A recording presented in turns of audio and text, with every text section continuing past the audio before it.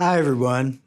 Welcome to Shroud University, episode number 1. This concerns the Shroud of Turin, Jesus' burial cloth. Now, many claim that the cloth is a forgery. As you will see as we move through these episodes, the forgery claim is so contradicted by fact that is not worthy of comment. So I won't.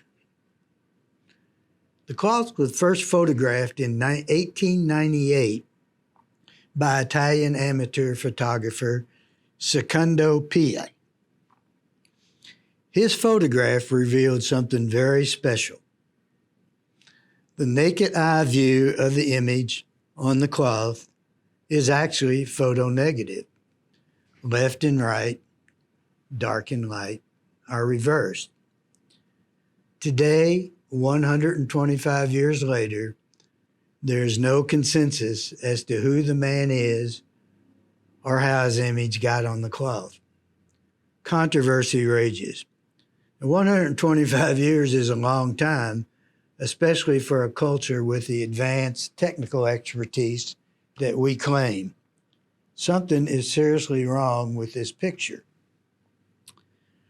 Christian faithful believe the shroud is Jesus' burial cloth, with the image on it proof of a miraculous bodily resurrection from the dead. Critics, and as I said, there are many, say it is a forgery. The image on the cloth is Jesus for sure, but it didn't get there by miracle. That which we call miracle resurrection is actually natural. Shroud research shows that his body vanished in a shower of atomic radiation. The radiation produced the image. So, bottom line, there was no miracle bodily arising on the first Easter Sunday. As we shall see later, Jesus' formed body returned to the unformed primordial energy source from which it came. The key here is he knew how to make it happen. Resurrection is a learnable skill. Now, as most of you probably know, the shroud is a rectangular piece of linen that measures 14 feet by 4 feet. It contains the faint, straw-colored image of the crucified Jesus, naked and prone. His well-proportioned body and crucifixion wounds are on full display.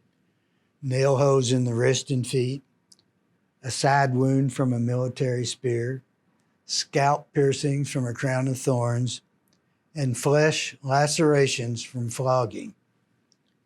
The wounds are consistent with the biblical description of Jesus' crucifixion ordeal. Much excellent scientific work has gone into understanding the shroud. I mean, I'm by no means one to detract from it. The work, however, was doomed before it started. The flaw is the failure to conduct a literary search to gather available information that might influence the scope and direction of the planned investigation. The need for the search is fundamental, as is the need to challenge everything that is known, even sacrosanct religious doctrine. One has to have a clear, open mind to do true research.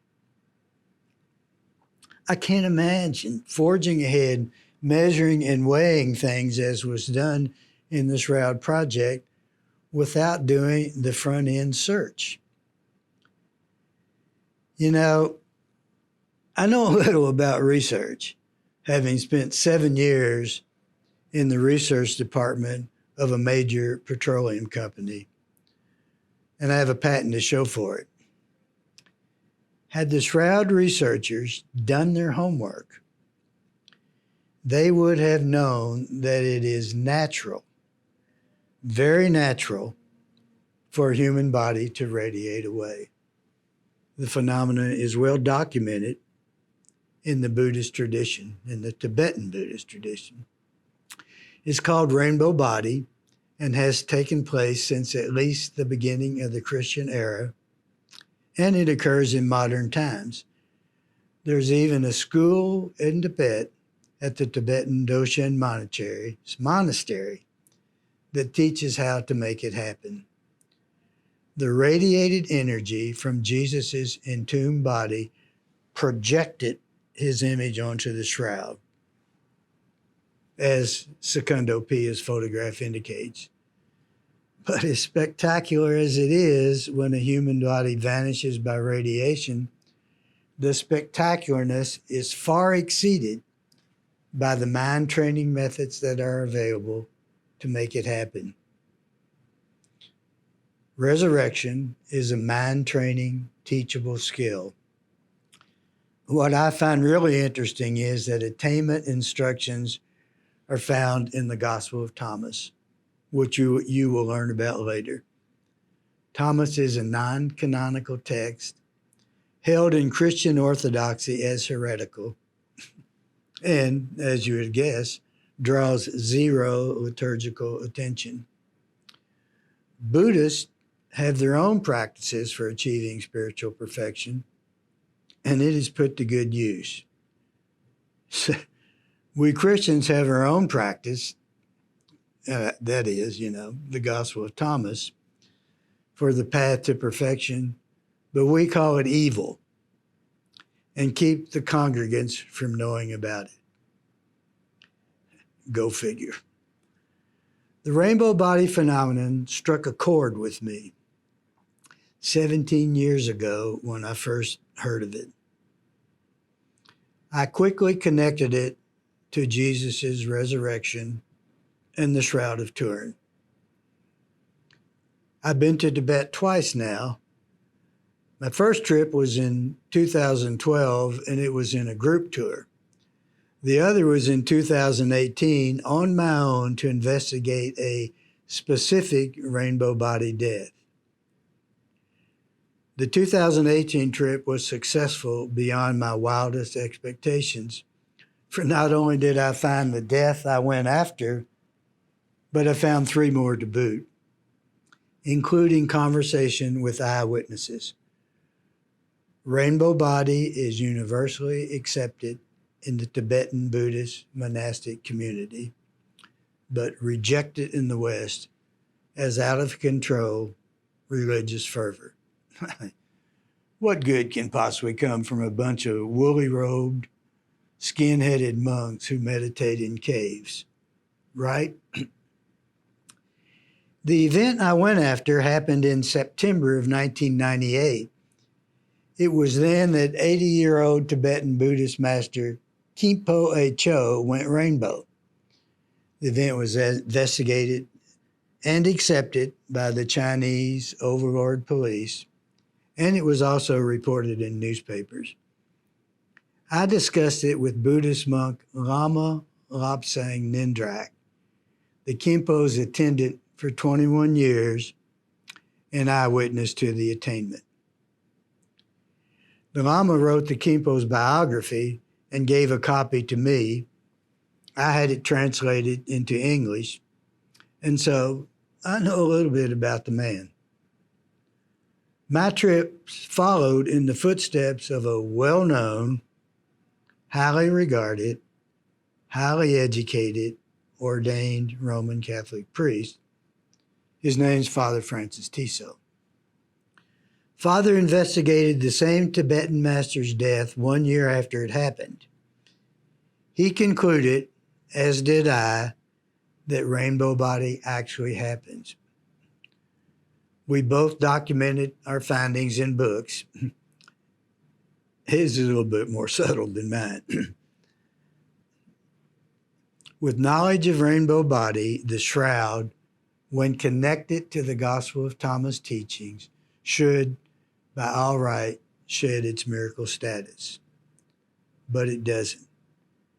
The shroud crowd, believers and critics alike, simply lacks the capacity to think outside the Bible.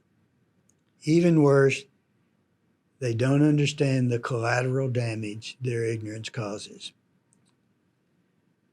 And that is the real tragedy in Shroud studies. Billions of people have died without understanding that death, leaving a rotting corpse behind, is actually the exception. Death with the body radiating away is the norm.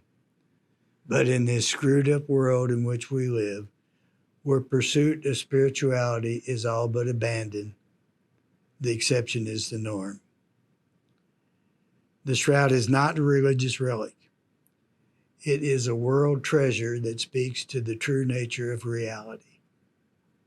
It's not about God. It's not about religion. Instead, it reveals the power of the human mind to bring about biological change. Every living person needs to know about it. And as Christians and owners of the cloth and soldiers of Christ, we have an obligation to make it known. Think of the billions who have died without understanding what life, death, and reality are all about. Oh, what a crying shame. Thank you for watching. Hit the subscribe and like buttons below if you like. I would appreciate it. I look forward to your comments. Thank you. I'll see you at the next lecture.